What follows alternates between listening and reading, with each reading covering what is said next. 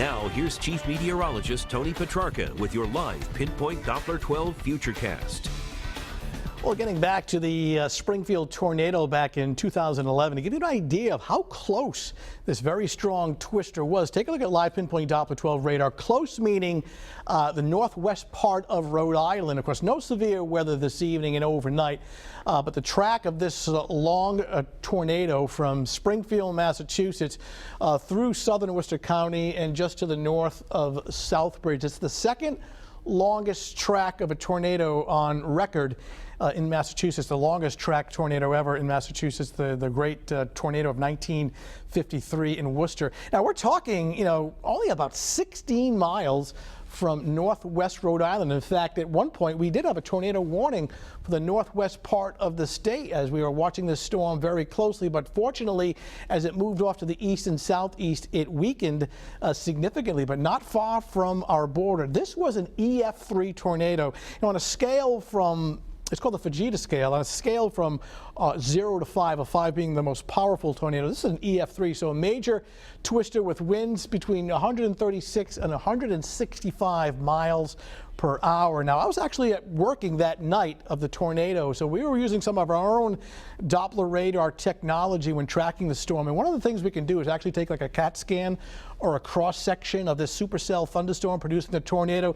And a couple of things really red flagged me here. Well, the first was that the storm was towering at 50,000 feet up into the atmosphere.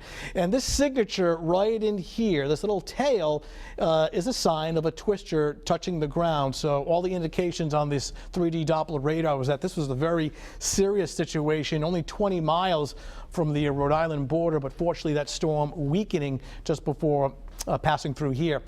Much quieter weather this evening, looking at temps now in the upper 50s to lower 60s. A nice night. It's clear for now, though I do anticipate some low clouds and fog to be coming in off the ocean, even though we are clear for the next 2 to 3 hours.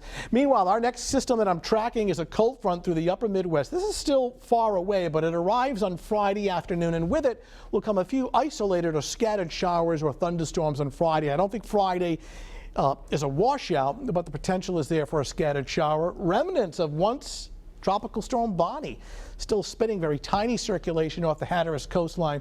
Not a concern for us. Take a look at Futurecast. Starts off at 11 o'clock tonight, and you can clearly see as I put this into motion the low clouds that start to come in off the ocean overnight. This is around 7 o'clock tomorrow morning. So starting off cloudy, some areas of fog. Give it time to thin out. It may not thin out until mid to late morning, becoming partly sunny. Temperatures initially starting off in the upper 50s to low 60s, and then during the afternoon hours looking at a blend of clouds and sun. It's a dry, comfortable day, though it's a good 10 degrees cooler than today. Made it to 80 this afternoon. We're talking upper 60s to lower 70s for tomorrow afternoon, but otherwise rather comfortable. Of course, it was a great beach day today.